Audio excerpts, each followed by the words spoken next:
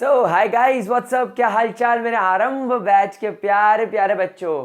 कैसी चल रही है पढ़ाई, क्या चल रहा है। पिछले लेक्चर में हम लोगों ने एनर्जी लेवल ऑर्बिटल्स पढ़ लिए थे और आज हम लोग शुरू करने वाले हैं इलेक्ट्रॉनिक कॉन्फ़िगरेशंस को पढ़ना। एंड इलेक्ट्रॉनिक कॉन्फ़िगरेशंस को पढ़ने के पहले हमें वापस से एनर्जी लेवल डायग्राम और एनर्जी लेवल ऑर्बिटल की जरूरत पड़ेगी, इसलिए मैंने इसको रब नहीं करा। तो चलो गाइस, आज का लेक्चर शुरू करते हैं। Let's get started.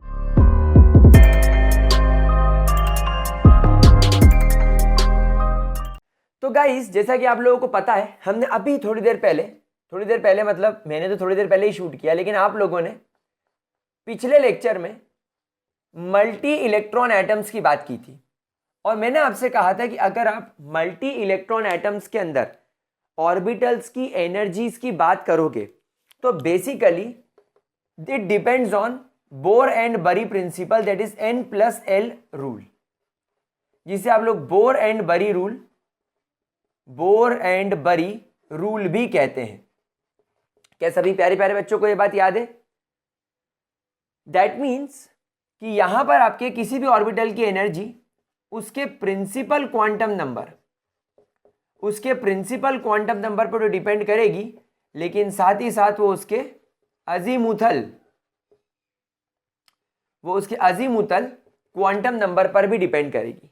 इसका छोटा सा एक मतलब समझो कि बेसिकली यहां पर आपके मल्टी इलेक्ट्रॉन एटम्स के अंदर डिस्टेंस बिटवीन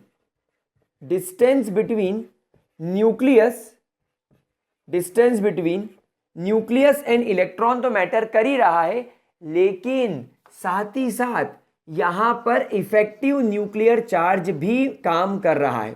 सर, ये इफेक्टिव न्यूक्लियर चार्ज क्या होता है, हमें बताइए। देखो, जब मैं हाइड्रोजन एटम की बात करता था तो हाइड्रोजन एटम में तो एक इलेक्ट्रॉन और एक प्रोटॉन होता था, लेकिन यहां पर मल्टी इलेक्ट्रॉन एटम्स का मतलब, जैसे अगर आप फॉर एग्जांपल सोडियम की बात करोगे तो सोडियम के पास 11 इलेक्ट्रॉन और 11 प्रोटॉन हो जाएंगे। दैट मीन्स प्रोटॉन्स का नंबर न्यूक्लियस में बढ़ गया। अब अगर प्रोटॉन का नंबर न्यूक्लियस में बढ़ गया तो न्यूक्लियस के पास में इलेक्ट्रॉन्स को खींचने की ताकत बढ़ गई। तो इफेक्टिव न्यूक्लियर चार्ज का मतलब होता है capacity of nucleus to attract its valence electrons. मतलब कि जो सबसे आखिरी वाला, जो सबसे दूर, जो 11वें नंबर वाला इलेक्ट्रॉन है, ये उसको भी पूरी ताकत से अपनी ओर खींचने की कोशिश करेगा। तो बेसिकली मल्टी इलेक्ट्रॉन एटम्स के अंदर किसी भी ऑर्बिटल की एनर्जी या उस ऑर्बिटल में बैठे इलेक्ट्रॉन की एनर्जी अब सिर्फ इस चीज पर डिपेंड नहीं कर सकती कि उसके और न्यूक्लियस के बीच में कितना गैप है, जैसा आप हाइड्रोजन एटम में अभी तक सीखते आए। क्योंकि अभी तक पास्ट में आपने जैसे नील बोर का मॉडल पढ़ा, सोमरफील्ड का मॉडल पढ़ा, इन सब के अंदर इन्होंने सिर्फ हाइड्रोजन या हाइड्रोजन जैसी स्पीशीज को कंसीडर किया था जिसमें मात्र एक इलेक्ट्रॉन था। लेकिन अब स्क्रॉडिंजर और हाइसेनबर्ग के वेव मैकेनिकल मॉडल के अंदर यह बात पूरी तरीके से प्रूव हो गई है कि एटम के अंदर शेल में सबशेल और सबशेल में ऑर्बिटल होते हैं। मतलब कि अगर एक शेल में एक 3s ऑर्बिटल है, 3px, 3py, 3pz ऑर्बिटल है, 3dxy, 3dyz, 3dzx, 3dx2y2, 3dz2 orbital है, तो इन सब की एनर्जीज में भी फर्क होगा। 3s, 3p और 3d की एनर्जी में फर्क होगा। मतलब इनमें बैठे इलेक्ट्रॉन्स की एनर्जी में भी फर्क होगा। मतलब इन्हें जो न्यूक्लियस अपनी ओर खींच रहा है उसको अट्रैक्ट करने की पावर में भी डिफरेंस होगा। इसीलिए आप लोग N+L रूल की इतनी इंपॉर्टेंस लेकर चलते हैं। क्या ये बात मेरे प्यारे बच्चों समझ में आ गई? नाउ हम N+L रूल का इस्तेमाल करके एक ऑर्डर बनाएंगे, order of energies of shell. यानी कि हम यहां पर ये चेक करेंगे कि कौन से शेल की एनर्जी ज्यादा और कौन से शेल की कम। तो आप सभी लोग जानते हैं फर्स्ट शेल की एनर्जी सबसे कम, उससे ज़्यादा सेकेंड, उससे ज़्यादा थर्ड, उससे ज़्यादा फोर्थ एंड सो ऑन। फिर हम लोग यहाँ पर order of energies of subshell की बात करेंगे, order of energies of subshell की बात करेंगे। तो यहाँ पर आप लोग ध्यान रखिएगा कि जो एस सबशेल होता है उसकी एनर्जी सबसे कम होती है, क्योंकि इसका शेप स्फेरिकल होता है, क्योंकि इसका शेप स्फेरिकल होता है and it is suppose to be very closest to nucleus. आपको याद करो, मैंने आपको सिखाया था कि ये न्यूक्लियस को चारों तरफ से घेर के रखता है। जैसे अभी मेरे अंदर बनियान पहन रखी है, तो बनियान ने मेरी बॉडी को पूरी तरीके से कवर कर रखा है। फिर मैंने टी शर्ट पहन रखी, तो टी शर्ट ने मेरी बॉडी को पूरी तरीके से कवर कर रखा है। लेकिन अगर मैं ऊपर से वो सैल्मोन भाई वाला गमछा डाल लूं, वो कौन था, वो दाढ़ी वाला, वो पगला सेंटा क्लॉज, ऐसी टेढ़ी टोपी पहनता है जिसको इंग्लिश में कितने अल्फाबेट होते हैं नहीं पता। हाँ, वो पगला बाहर से जो पढ़ के आया था, क्या नाम है उसका, बाहर से एमबीबीएस करके हमारे बायोलॉजी फ्रेटर्निटी का नाम जिसने बर्बाद करा, जो भी होगा, केजू पेजू जो भी होगा, वो बड़ी बड़ी दाढ़ी वाला, अगर उसकी तरह में से गमछा डाल लेता तो गमछे और मेरी बॉडी में बहुत डिफरेंस था। क्यों? क्योंकि गमछा मैंने ऐसा गले में लपटा था, तो उसने सिर्फ मेरे गले को कवर किया था, लेकिन मेरी टी शर्ट ने मेरी पूरी बॉडी को कवर किया, मेरे अपर बॉडी को कवर किया, मेरी बनियान ने मेरी अपर बॉडी को कवर किया है। ठीक उसी तरह हमारा जो न्यूक्लियस होता है, उस न्यूक्लियस को पूरी तरीके से कवर कौन करता है, एस ऑर्बिटल। क्योंकि एस ऑर्बिटल का शेप भी स्फेरिकल है, इसलिए न्यूक्लियस के सबसे ज्यादा कांटेक्ट में होने की वजह से एस ऑर्बिटल की एनर्जी सबसे कम होगी, closest to nucleus, and therefore nucleus का effective nuclear charge, and therefore effective nuclear charge जो कि आपके न्यूक्लियस का होता है, will be experienced by S subshell at most. ठीक है, फिर उसके बाद थोड़ा सा दूर हो जाता है आपका पी सबशेल, डंबल शेप हो जाता है। तो डंबल शेप होने की वजह से ये जैसे न्यूक्लियस है, तो ये न्यूक्लियस के ऊपर, नीचे, लेफ्ट, राइट, पीछे और आगे होता है। तो ये न्यूक्लियस के कांटेक्ट में तो होता है, लेकिन एस ऑर्बिटल जितना नहीं होता। तो अगला फिर ये होता है। फिर आप लोग सब जानते हैं डी सबशेल। डी सबशेल का शेप डबल डंबल होता है, और डी सबशेल पहली बार दिखाई कब देता है, थर्ड शेल में। आप जब पहली बार थर्ड शेल में जाओगे तब ये आने लगेगा, मतलब ये ऑलरेडी न्यूक्लियस से दूर है। जो पहली बार थर्ड शेल में दिखाई दे, यानी पहले में नहीं, दूसरे में नहीं, अब तीसरे में दिखाई देने लगा है, तो ये ऑलरेडी दूर है। और उसके बाद लास्ट में एफ सबशेल। तो this is the energies of different subshells. ठीक है, ये दोनों चीजों को जल्दी से नोट कर लो।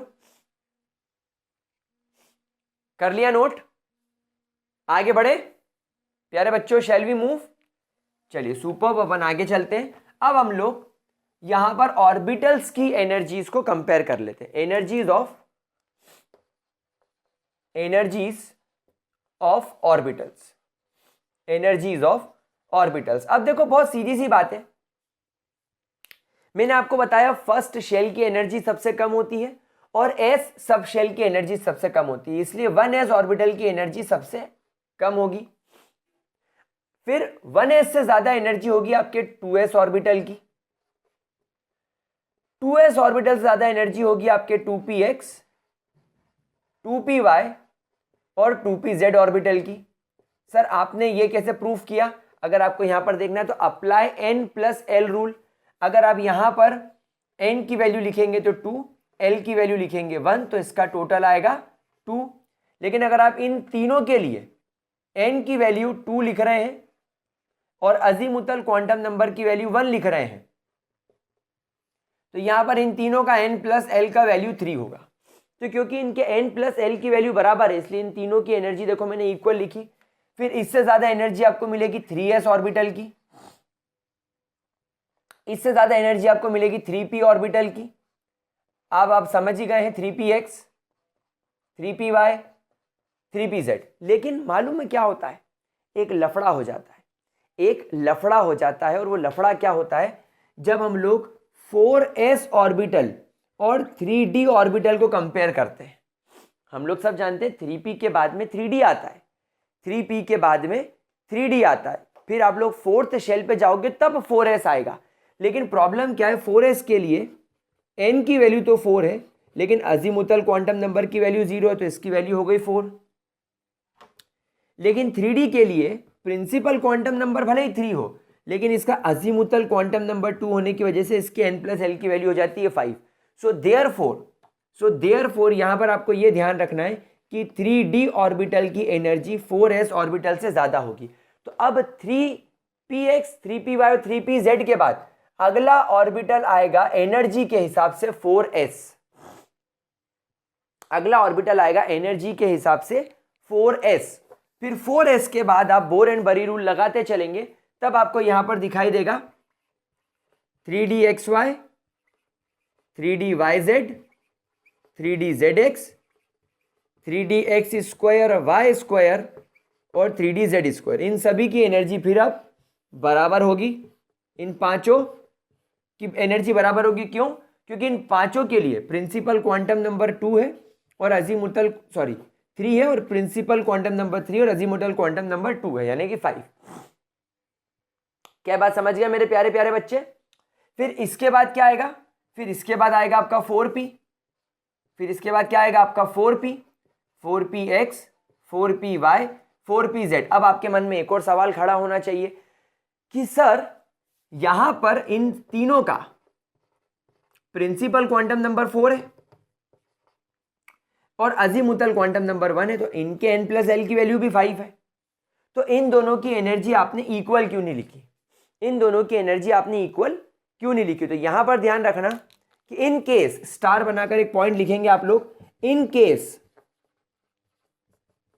If n plus l value is same then prefer principal quantum number for energy that is higher the principal quantum number more will be the energy, क्योंकि मैंने आपको ये हमेशा बताया है कि जैसे जैसे आप न्यूक्लियस से दूर जाते जाएंगे एनर्जी बढ़ती जाएगी। तो भले ही इसके n प्लस एल की वैल्यू 5 हो और इसके भी n प्लस एल की वैल्यू 5 हो, लेकिन न्यूक्लियस से ये थोड़ा ज्यादा दूर है, क्योंकि ये कंपैरेटिवली नजदीक है। ये तीसरे शेल में पड़ा है, लेकिन ये चौथे शेल में पड़ा है, तो ये थोड़ा दूर है। इसलिए इसको हम लोग प्रेफरेंस देंगे कि इसकी एनर्जी ज्यादा होगी इसके मुकाबले। अच्छा, 4s का तो मामला ही खत्म था, 4s का तो मामला ही खत्म था, इसकी तो वैल्यू 4 आ रही थी, तो ये तो कम एनर्जी होगी, उससे ज्यादा इसकी होगी और उससे ज्यादा फिर आपके 4p की होगी। क्या बात समझ में आ गई? फिर 4p के बाद अगला क्या जाएगा आपका? ऑब्वियसली 5s आ जाएगा। 4p के बाद अगला आ जाएगा आपका 5s, क्योंकि 5s के अंदर आपके n की वैल्यू 5 होगी, l की वैल्यू 0 होगी। तो आप देखो इसके n प्लस एल की वैल्यू भी 5 हो रही है, तो मैंने इसकी 5, इसकी 5 और इसकी 5 रखी। लेकिन यहां पर क्योंकि इसका प्रिंसिपल क्वांटम नंबर 5 है, यानी 4 से भी बड़ा है, मतलब ये न्यूक्लियस से और आगे है, इसलिए मैंने इसको एनर्जी में preference they the. Understanding the point? तो गाइस इस तरीके से आपको ऑर्बिटल की एनर्जीज को याद रखना है। मेरा ऐसा मानना है कि आप लोगों को ऑर्बिटल की एनर्जीज 4s तक ही याद रखनी है। इनफैक्ट अगर आप 3d तक याद रख लोगे तो बहुत ही बढ़िया, बल्ले बल्ले। और 4p और 5s याद रखोगे तो वाह जी वाह, एकदम बढ़िया, कोई चिंता वाली बात ही नहीं बचेगी। तो गाइस इस पैटर्न को जरा लिख लो। फिर अपन चलते हैं अब इलेक्ट्रॉनिक कॉन्फ़िगरेशंस की तरफ। Now you guys are very much ready to understand the concept of electronic configurations. ठीक है? क्या हम लोग आगे बढ़े मेरे प्यारे बच्चों? मेरे प्यारे बच्चों, क्या हम लोग आगे बढ़े मेरे लाडलो? पक्की बात? Great. And guys really thank you so much, क्योंकि जितना प्यार आप लोग आरंभ बैच को दे रहे हो, लोगों के कमेंट्स देखकर फील हो रहा है कि दूसरे कॉम्पिटिटर्स की फटी पड़ी है जिन लोगों ने कई सारे पैसे खर्च करके प्लेटफॉर्म्स बनाए हैं, कई सारे टीचर्स रखे हैं, कई सारे चैनल्स खोल रखे हैं, बेचारों को पेड कमेंट्स करवाने पड़ रहे हैं। क्लियरली दिख रहा है कि वो बंदा पैसे लेके कमेंट कर रहा है ताकि अपनी इमेज डाउन हो, लेकिन आप लोगों का जो सपोर्ट आता है, जो प्यार आता है, उससे वो बेचारे 2 दिन कमेंट करते हैं, फिर क्या करें, पैसे खत्म हो जाते हैं, कमेंट करना बंद कर देते हैं। तो अभी अभी जैसे बेचारे बोल रहे हैं कि हम इसमें पढ़ा रहे हैं, हम कम पैसे में पढ़ा रहे हैं, हम उतने पैसे में पढ़ा रहे हैं, हम ये भी चैनल खोल रहे हैं, वो भी चैनल खोल रहे हैं, ये पढ़ाएंगे। भाई उनका क्या हो रहा है, उनके टीचर्स बढ़ते जा रहे हैं, उनके खर्चे बढ़ते जा रहे हैं, अब वो परेशान हो रहे लेकिन परेशान हो रहे तो हमारी इमेज डाउन करने की कोशिश करें, लेकिन तुम लोगों का जो बदले में सपोर्ट आता है बहा के ले जाता है। तो thank you so much for that. Heading डालेंगे अगला, एक छोटा सा अपडेट। वैसे तो ये अपडेट आप लोगों के लिए नहीं है, अगर आप किसी 8, 9 और 10th के बच्चे को जानते हो जो अपना अर्ली फाउंडेशन बनाना चाहता है, जो आप लोगों ने शायद मिस कर दिया होगा, 8, 9 और 10th का बच्चा जो अपना अर्ली फाउंडेशन बनाना चाहता है जेई नीट जैसी एग्जाम्स के लिए, एनटीएससी ओलंपियाड्स के लिए, तो उसके लिए गाइस एक इंपॉर्टेंट इन्फॉर्मेशन है कि मैंने अनअकैडमी पर एक कैटेगरी पर ज्वाइन किया है और वो कैटेगरी सिर्फ 8, 9 और 10th के बच्चों के लिए है, अर्ली फाउंडेशंस के लिए।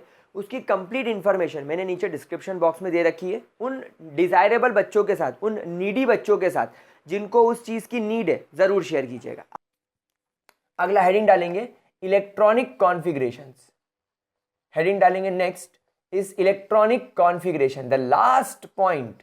सबसे पहले तो ये समझ लो कि ये ससुरा चीज़ क्या है मेरे प्यारे बच्चों। इलेक्ट्रॉनिक कॉन्फ़िगरेशन का मतलब होता है filling of electron in its orbitals, मतलब कि इलेक्ट्रॉन को उनके ऑर्बिटल्स में किस प्रकार बैठाया जाता है, किस प्रकार रखा जाता है, that is called as electronic configuration ना। इलेक्ट्रॉनिक कॉन्फ़िगरेशन करने के लिए हमें कुछ रूल्स फॉलो करने होते हैं, क्योंकि अगर आपने वो रूल्स फॉलो नहीं करे देन डेफिनेटली आप इलेक्ट्रॉन का प्लेसमेंट गलत कर दोगे और जेई में आने वाले सवालों में आपकी वाट लग जाएगी। तो सबसे पहले आप लोग हेडिंग डालेंगे दैट इलेक्ट्रॉनिक कॉन्फ़िगरेशन क्या होता है। Electronic configuration that is the filling, it is the filling of electron in different orbitals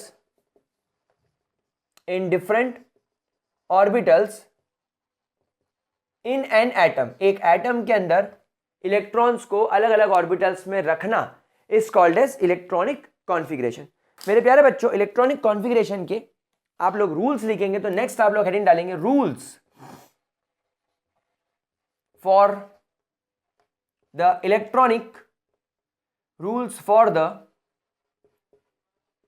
electronic configurations. हम इलेक्ट्रॉनिक कॉन्फ़िगरेशंस के लिए अलग अलग रूल पढ़ेंगे, जिसमें सबसे पहला रूल आता है ऑफ बाउ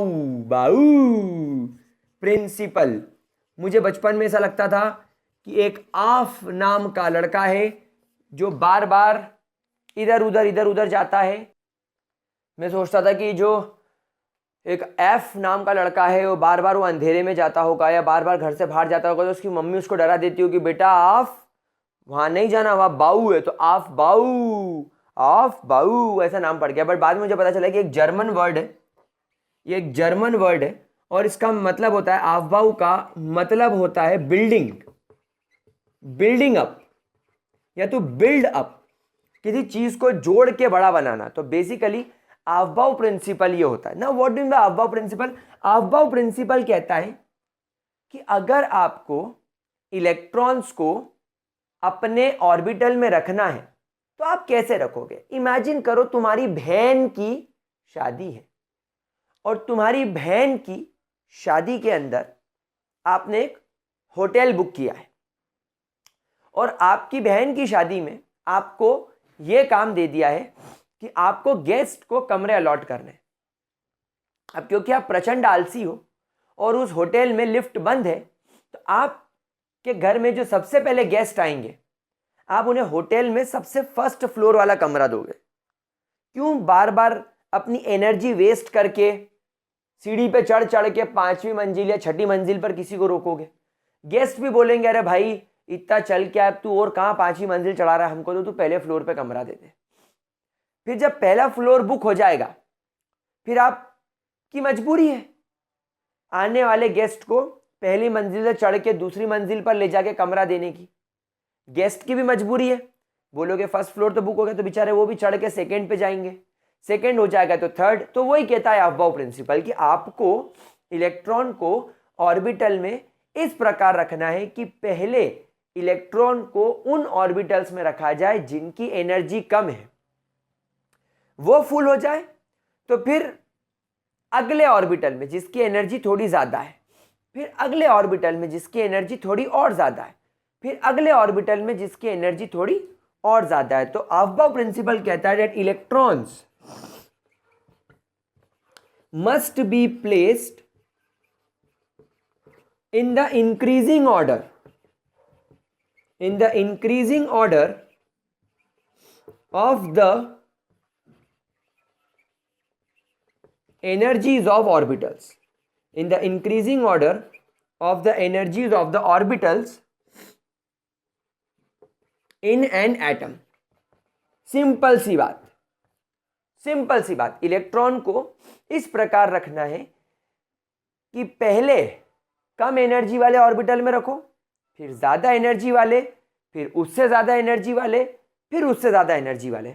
आप लोगों को किताबों में अफबाउ प्रिंसिपल N+L रूल के हिसाब से रखा हुआ दिखेगा। अभी अभी आपको मैंने N+L रूल सिखाया, बोर एंड बरी रूल सिखाया, बस। तो आप यहां पर लिख लीजिए, फर्स्ट शेल में आपको 1s ऑर्बिटल मिलेगा, सेकेंड शेल में आपको 2s, 2p, 3s, 3p, 3d, 4s, 4p, 4d, 4f, 5s, 5p, 5d, 5f, 6s, 6p, 6d और 7f। कुछ इस तरीके से आपको अलग अलग ऑर्बिटल मिलेंगे ना।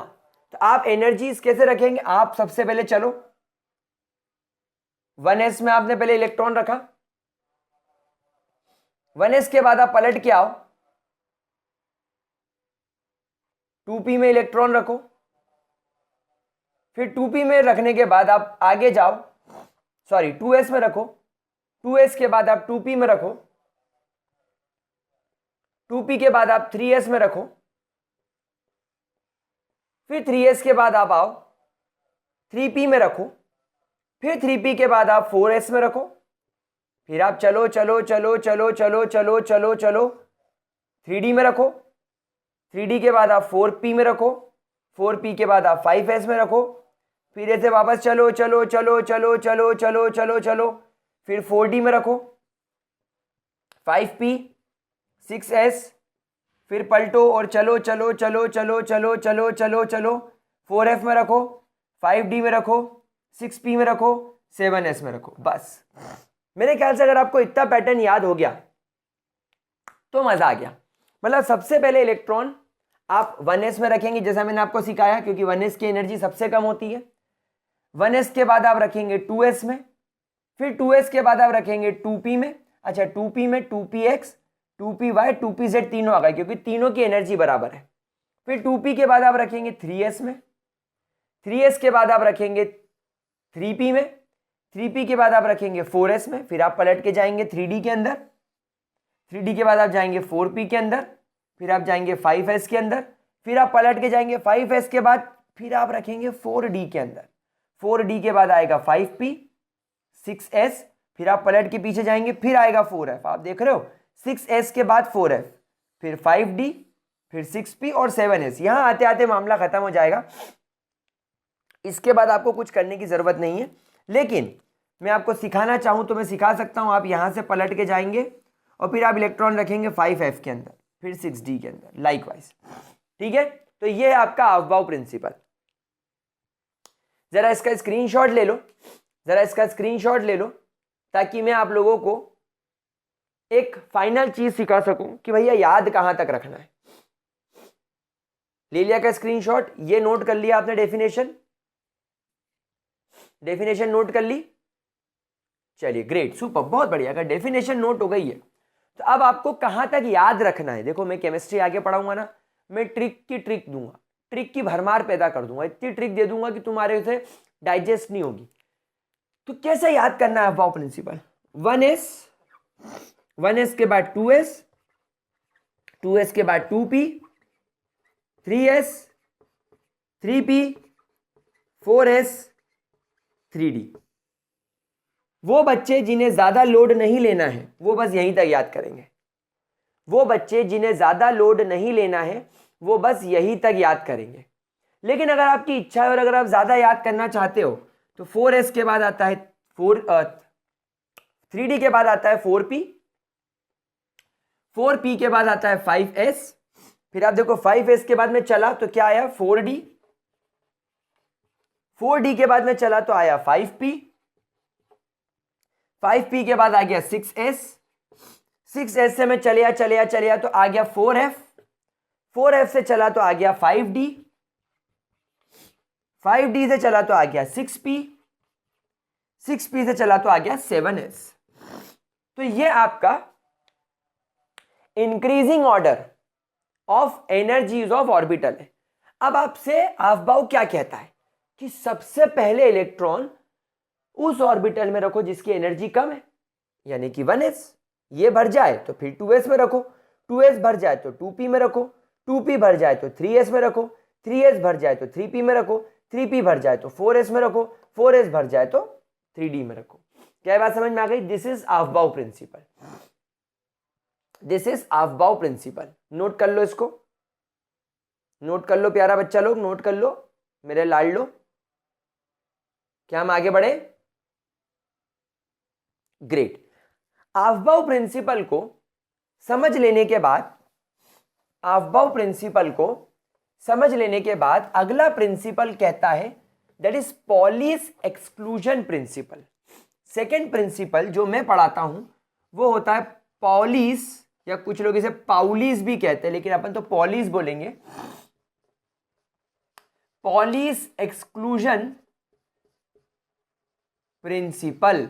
Now what is Pauli's exclusion principal? देखो, पॉलीज ने सबसे पहली और सबसे इंपॉर्टेंट बात हमें बोली कि आप क्या ये बात जानते हैं that in one orbital maximum 2 electrons can be accommodated। मतलब कि आपके एक ऑर्बिटल में मैक्सिमम 2 ऑर्बिटल आ सकते हैं। एक ऑर्बिटल में मैक्सिमम 2 इलेक्ट्रॉन आ सकते हैं। तो पॉली ने बोला let's express an orbital like a square box. इन्होंने बोला कि एक ऑर्बिटल को आप एक स्क्वायर बॉक्स की तरह रिप्रेजेंट करो। एक ऑर्बिटल को आप स्क्वायर बॉक्स की तरह रिप्रेजेंट करो। इमेजिन करो this orbital is 1s orbital, this orbital is 1s orbital.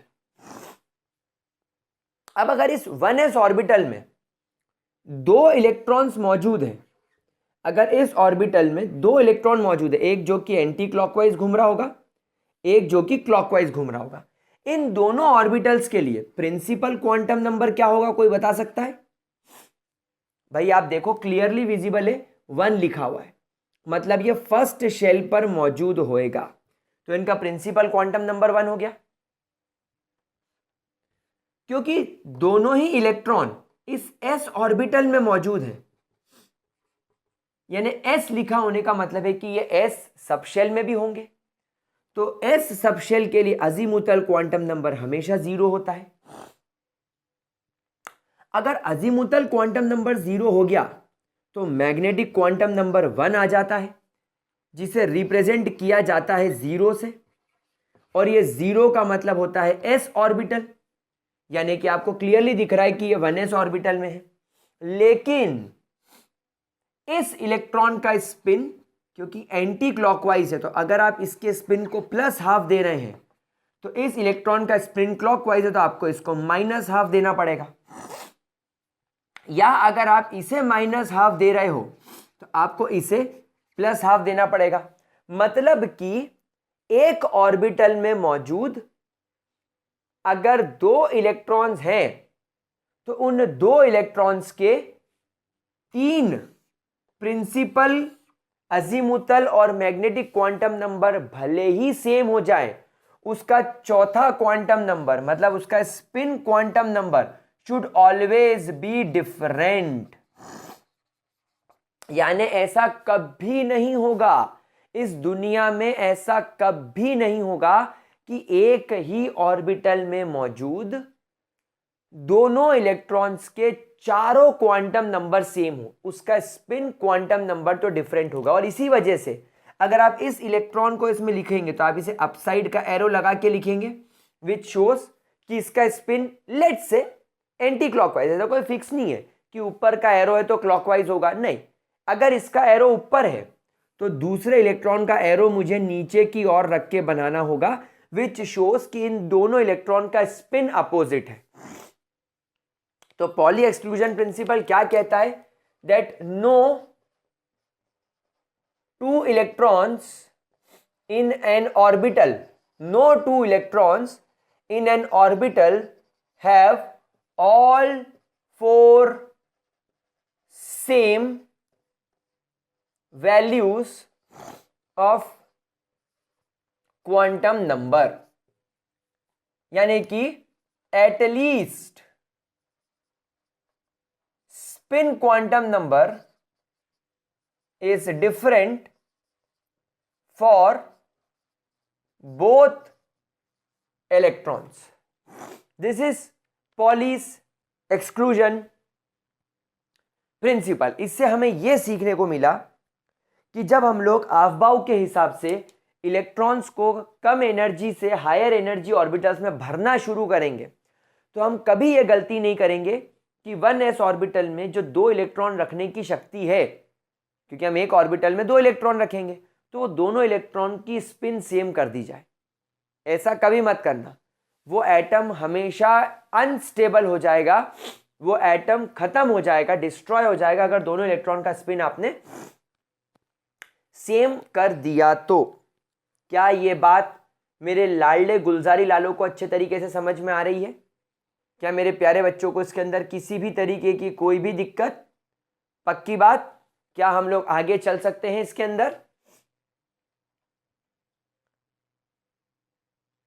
चलो एक एग्जाम्पल और करके देख लो ताकि मेरे मन को शाहरुख खान वाली सैंती मिल जाए।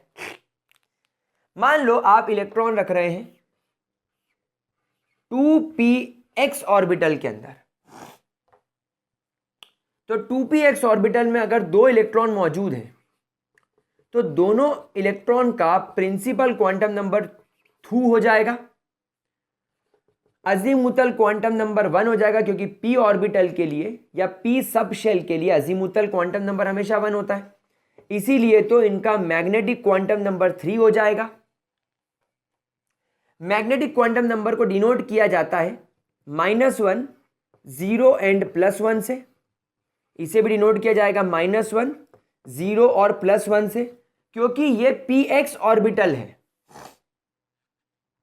क्योंकि ये px ऑर्बिटल है इसके लिए m की वैल्यू -1 कंसीडर करी जाएगी और इसके लिए भी m की वैल्यू -1 ही कंसीडर करी जाएगी। मतलब px ऑर्बिटल में मौजूद दोनों इलेक्ट्रॉन की n की वैल्यू 2, l की वैल्यू 1, m की वैल्यू -1। लेकिन जब आप इसके लिए स्पिन निकालने जाओगे तो एक इलेक्ट्रॉन का स्पिन अगर क्लॉकवाइज होगा, लेट्स से मैंने इसको -12 ले लिया, तो दूसरे वाले का +12 होना कंपलसरी है। मतलब 3 क्वांटम नंबर भले ही सेम हो जाए, चौथा हमेशा अलग होएगा। समझ गए? हमेशा ध्यान रखना, मैग्नेटिक क्वांटम नंबर की वैल्यू 3 को हम -1, 0 एंड +1 यानी अजीमुथल क्वांटम नंबर से डिनोट करते हैं। -L to +L, px के लिए ये, py के लिए ये, pz के लिए, हमेशा ध्यान रखना this is for px, this is for py and this is for pz। चलिए आखिरी रूल की बात करते हैं, that is Hund's rule. Hund's की बहन की शादी हो रही थी और हुन्स अपनी बहन की शादी में मौसा, फूफा और चाचा 3 लोगों को सर्व कर रहा था। सर्व करने के लिए उसके पास में स्टार्टर्स में पनीर टिक्का मसाला और मंचूरियन था। तो जब हुंस कुर्सी पर बैठे अपने फूफा, मौसा और चाचा, दिस इज फूफा, फूफा यहां नहीं लिखता मैं, दिस इज फूफा, दिस इज मौसा एंड दिस इज चाचा। आप समझ सकते हो फूफा की अपने आप ही बन गया, क्योंकि जब भी ये लोग किसी फैमिली फंक्शन में आते हैं, देवर लाइक अपुनिच भगवान है, अपुनिच इस घर का जमाई है, अपुनिच इस घर का मेहमान है, अपुन की सेवा कर। तो हुंस क्या क्या सर्व कर रहे थे, एक तो पनीर टिक्का मसाला और एक मंचूरियन।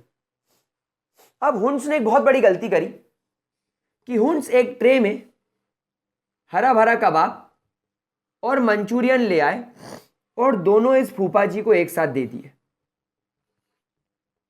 अब फूफा जी के सामने दोनों स्टार्टर देख के मौसा और चाचा का मुंह फूल गया और ये शादी छोड़कर चले गए। चले तो क्या गए, बिना खाना खाए बिना लिफाफा लिए तो जाएंगे नहीं।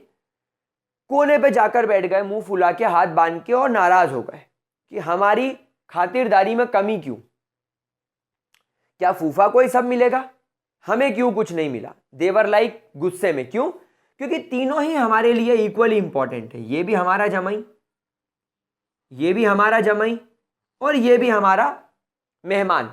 तो ये तीनों सेम लेवल के होने की वजह से, ये तीनों सेम लेवल होने की वजह से गुस्सा हो गए कि जब फूफा, मैं और चाचा, हम तीनों का दर्जा जब इस परिवार में सेम है तो फिर इसे स्टार्टर क्यों सर्व किया। क्योंकि तीनों बैठ के पहले बुराई कर रहे थे कि ए लड़का ऐसा है, लड़की ऐसी है, खाने में टेस्टी नहीं है, मेरे को बोलते तो मेरे केटरर से बढ़िया काम कराता, अरे मुझको बोलना तो था इनको, अरे एक नंबर डेकोरेशन करवाता। तो ये इस काम में लगे हुए थे और हुंस ने फूफा को दोनों चीज़ सर्व कर दी। तब उस दिन हुंस के मन में एक बात आई कि अब जब मैं अपनी लेबोरेटरी जाकर इलेक्ट्रॉनिक कॉन्फ़िगरेशन भरूंगा, मैं एक रूल बनाऊंगा। और उस रूल को नाम दे दिया उसने हुंस की बहन की शादी का रूल, दैट इज हुंस रूल। हुंस ने एक बात पूरी दुनिया से कही कि वो ऑर्बिटल्स जो कि डीजेनरेटेड होते हैं, सर डीजेनरेटेड ऑर्बिटल तो हमको आता नहीं है, एक लपड़ मारूंगा अगर नहीं आएगा तो। मेरे प्यारे बच्चे, तुमको लपड़ मार सकता हूं क्या? नहीं, गाल खींचूंगा, तुम्हारे गाल खींचूंगा जोर से। याद करो मैंने क्या बताया था, वो ऑर्बिटल्स जिनकी इक्वल एनर्जीज होती है वो डीजेनरेटेड ऑर्बिटल्स कहलाते हैं। वो क्या कहलाते हैं? Degenerated orbitals. What are degenerated orbitals? Orbitals that have equal energies, orbitals that have equal energies are called as degenerated orbitals। तो जैसे 2p ऑर्बिटल में आपको 2px 2py 2pz दिखते हैं, आपको 3px 3py 3pz दिखते हैं, उसके बाद आपको 3dxy 3dyz 3dzx 3dx square y square और 3dz स्क्वायर दिखते हैं। ये सब डीजेनरेटेड ऑर्बिटल्स हैं। तो हुंस ने बोला कि जब आप लोग इलेक्ट्रॉन भरना चालू करते हो किसी एटम के अंदर, तो आवभाव के हिसाब से आप सबसे पहले इलेक्ट्रॉन 1s में रखोगे और पॉली के हिसाब से आप दोनों इलेक्ट्रॉन की स्पिन अपोजिट करोगे। तो ये आपका 1s भर गया। 1s के बाद आप 2s में आए, 2s में भी आपने इलेक्ट्रॉन ऐसे रख दिए। लेकिन जब आप लोग 2p पर पहुंचोगे तो 2p पे आप फूफा, मौसा और चाचा को एक साथ बैठा पाओगे। और जो गलती मैंने करी कि मैंने फूफा जी को ही मंचूरियन और हरा भरा कबाब परोस दिया, इन दोनों का मुंह बन जाएगा क्योंकि इनकी एनर्जी भी बराबर है। इसीलिए हमेशा ध्यान रखिएगा कि जब ये 3 ऑर्बिटल जिनकी एनर्जी सेम है, आपकी ट्रे में 3 हरे भरे कबाब होने चाहिए या 3 पनीर टिक्का मसाला होना चाहिए। एक इनको दो, फिर एक इनको दो, फिर एक इनको दो, यानी तीनों को बराबरी से खिलाओ। उसके बाद फिर आप पीछे जाओ, भले ही आपको ताकत लगे, भले ही आप थक जाओ, पीछे जाओ, फिर इसको मंचूरियन दो, इसको मंचूरियन दो और इसको मंचूरियन दो। मतलब इलेक्ट्रॉन के भरने का तरीका क्या होगा? कि जो ऑर्बिटल्स डीजेनरेटेड होते हैं पहले उन्हें इक्वली हाफ फिल्ड करो, पहले उन्हें इक्वली हाफ फिल्ड करो, फिर उसके बाद उनको आप लोग फुल्ली फिल्ड करो। हां, अगर इस दौरान कभी तुम्हारे पास में मंचूरियन कम पड़ जाए और सिर्फ फूफा की थाली में ही मंचूरियन आ पाए, मौसा और चाचा छूट जाए तो छूट जाए भाई, खत्म हो गया, हम क्या करें, तुम बनवा लेते, भागो भाई, तुम खुद बनाने तो बैठोगे नहीं, खत्म हो जाए तो कोई परेशानी नहीं, लेकिन अगर है तो फिर बराबरी से रखना पड़ेगा। क्या ये बात समझ में आ गई? तो ये कॉन्सेप्ट आपको हुंस ने सिखाया। तो हुंस ने क्या बोला? हुंस ने बोला that every orbital should be first filled half and then fully. तो इसको रूल के फॉर्म में कैसे लिखेंगे? Hund's rule said that in case of that while filling electrons in an orbital, bracket में आप लोग लिख लो स्पेशली, ब्रैकेट में आप लोग लिख लो specially degenerated, specially degenerated when electrons या while filling electrons in orbital we must fill them half first followed by fully filling it। And बेटा याद रखना, हुंस रूल से आप लोगों को क्वांटम नंबर पर बहुत सवाल आते हैं क्योंकि 90% बच्चा यहां गलती करता है। चलिए कैसे, मैं आपको बताता हूं। फॉर एग्जाम्पल, अब मैं आपको एक एग्जाम्पल करके बताऊंगा। जैसे मान लीजिए मेरे पास में फ्लोरीन नाम का एटम है जिसके पास में 9 इलेक्ट्रॉन है। नाउ मैं इस एग्जाम्पल के अंदर सभी रूल इस्तेमाल करूंगा, ध्यान से देखिएगा। 9 एटॉमिक नंबर होने का मतलब है मेरे पास में 9 इलेक्ट्रॉन्स मौजूद हैं। सबसे पहले मैं देखूंगा कि 1s ऑर्बिटल की एनर्जी सबसे कम है, तो मैं एक इलेक्ट्रॉन इसमें रख दूंगा। अभी भी मेरे पास में 8 इलेक्ट्रॉन बचे हैं, एक रख दिया, 9 में से 8 बचे हैं, तो दूसरा भी मैं यहीं रखूंगा। तो आपने देखा मैंने क्या करा, मैंने पहले एक इलेक्ट्रॉन रख के इस ऑर्बिटल को हाफ फिल्ड कर दिया, फिर जगह होने की वजह से मैंने इसको फुल्ली फिल्ड कर दिया। अब क्योंकि 1s ऑर्बिटल में मैक्सिमम 2 इलेक्ट्रॉन आ सकते हैं और ये भर चुका है और मेरे पास में अभी भी 7 इलेक्ट्रॉन्स हैं, तो मुझे 2s पर जंप करना पड़ेगा। अब 2s में भी मैं क्या करूंगा, पहले इसको हाफ फिल्ड करूंगा, फिर मैं इसको फुल्ली फिल्ड करूंगा। देखो 1s से जंप करके 2s पे गया, मैंने पहले कम एनर्जी वाले को भरा, फिर ज्यादा को हाफ बाउ फॉलो हो गया, मैंने एक इलेक्ट्रॉन का एरो ऊपर एक का नीचे, एक का ऊपर एक का नीचे, यानी कि पॉली फॉलो हो गया। और हुंस के हिसाब से पहले मैंने इसको रखा हाफ, फिर फुल, फिर हाफ, फिर फुल। लेकिन अब मैं यहां पर क्या देखता हूं कि मेरे पास में 2px 2py और 2pz ऑर्बिटल आ चुका है। अब मैं इसमें इलेक्ट्रॉन कैसे रखूंगा, तो सबसे पहले मैंने हाफ बाउ फॉलो करा, 1s भरा, फिर 2s भरा, अब 2p में आ गया। अब मैं पॉली और हुंस को फॉलो करूंगा। हुंस क्या बोलता है कि अभी तुम्हारे पास में 5 इलेक्ट्रॉन बचे हैं, 4 तो रख चुके हो, 5 बचे हैं, तो पहले इधर रखो एक, तो ये तुम्हारा छठा इलेक्ट्रॉन हो जाएगा। ध्यान से सुनना, ये तुम्हारा छठा इलेक्ट्रॉन हो गया।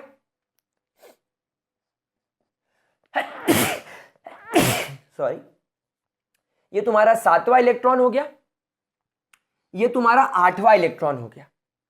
अभी भी आपके पास में 4 5 6 7, सॉरी ये तुम्हारा 5वां इलेक्ट्रॉन हो गया, सॉरी ये तुम्हारा छठा इलेक्ट्रॉन हो गया, ये तुम्हारा 7वां इलेक्ट्रॉन हो गया। अभी भी 2 इलेक्ट्रॉन बचे हैं। तो फिर आप पीछे पलट के आओ और यहां पर आप 8th इलेक्ट्रॉन रखो और यहां पर आप 9th इलेक्ट्रॉन रखो। ये खाली रहता है तो रह जाए, कोई परेशानी नहीं है। अब ये खाली रह गया तो रह जाए, हमारे इलेक्ट्रॉन खत्म हो गए। तो गाइज यहां पर आपने क्या देखा, बहुत सारे बच्चों से अगर मैं पूछता हूं कि मुझे फ्लोरीन के 7th इलेक्ट्रॉन के सारे क्वांटम नंबर बताओ, या 7th छोड़ो 9th इलेक्ट्रॉन के सारे क्वांटम नंबर बताओ, तो बच्चा क्या गलती करता है, वो इसको 9th इलेक्ट्रॉन समझ लेता है, बोलता है कि आखिरी वाले ऑर्बिटल में तो यही 9th होगा, तो क्या ये 9th है? नहीं, ये पहला, ये दूसरा, ये तीसरा, ये चौथा, ये पांचवा, ये छठा, ये तो 7वां इलेक्ट्रॉन है, ये 8वां है, और ये वाला इलेक्ट्रॉन 9th है। तो टेक्निकली ये 9th इलेक्ट्रॉन 2p ऑर्बिटल में है, जिसका प्रिंसिपल क्वांटम नंबर 2, अजीमुथल 1 और मैग्नेटिक क्वांटम नंबर वैसे तो 3 होगा, लेकिन मैंने आपको अभी क्या सिखाया कि 2p को अपन हमेशा 0 से रिप्रेजेंट करते हैं, और इसका स्पिन प्लस माइनस हाफ में से कुछ भी हो सकता है। इसको प्लस हाफ बोलोगे तो ये माइनस हाफ, इसको माइनस हाफ बोलोगे तो ये प्लस हाफ, कुछ भी हो सकता है। तो यहां पर बच्चा गोची खा जाता है, वो इसे 9th मान के इसे +1 लिख देता है, और जेई और या नीट में गड़बड़ हो जाती है। तो हमेशा इस बात को ध्यान रखना। क्या ये बात समझ में आ गई? क्या इसके अंदर कोई परेशानी किसी भी तरीके की बच्चा लोग? पक्की बात, ग्रेट। अच्छा, इसके बाद एक बात ध्यान रखना, आप यहां पर देखेंगे कि 1, 2, 3 और 4, यहां पर 4 इलेक्ट्रॉन के पेयर्स हैं,